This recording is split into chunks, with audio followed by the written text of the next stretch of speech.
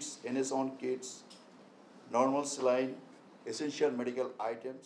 আমাদের যে রেসপন্সিবিলিটি সেই রেসপন্সিবিলিটিটাকে আমরা আরও বেশি স্ট্রেনদেন করার জন্য আমরা সবসময় পলিসি আমরা আপডেট করে থাকি।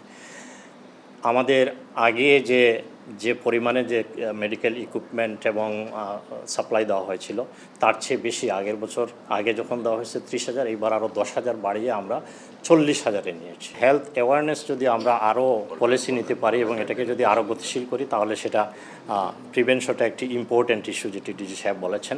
এই বিষয়ে আমরা চিন্তা করছি আমাদের অর্গানাইজেশন থেকে। আমরা মোর ভলান্টিয়ার আমরা রিক্রুট করতে যাচ্ছি এবং তাদেরকে প্রপার ট্রেন করারও আমরা ইনিশিয়েটিভ নিচ্ছি যাতে প্রিভেনশনটাকে আরও শক্তিশালী করা যায়।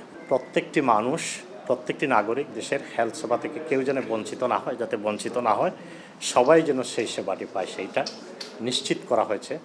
এবং অ্যাকর্ডিংলি 4 মাসের মাথায় আপনারা দেখতে পাবেন যে অনেকগুলো ইনিশিয়েটিভ, অনেকগুলো পলিসি গভর্নমেন্ট থেকে নেওয়া হয়েছে। যেহেতু গভর্নমেন্টের অক্সিলিয়ারি সংস্থা হিসেবে আমরা কাজ করছি বিডিসি, আমাদের রেড ক্রিসেন্ট সোসাইটি, সেই জায়গায় আমরা আমাদের কমিটমেন্টকে আরও স্ট্রেনদেন করে, আরও শক্তিশালী করে, আরও গতিশীল করার আমরা গতকালকে আমাদের ডিসিশন হয়েছে, আমরা সেই লক্ষ্যে আমরা কাজ করে যাচ্ছি।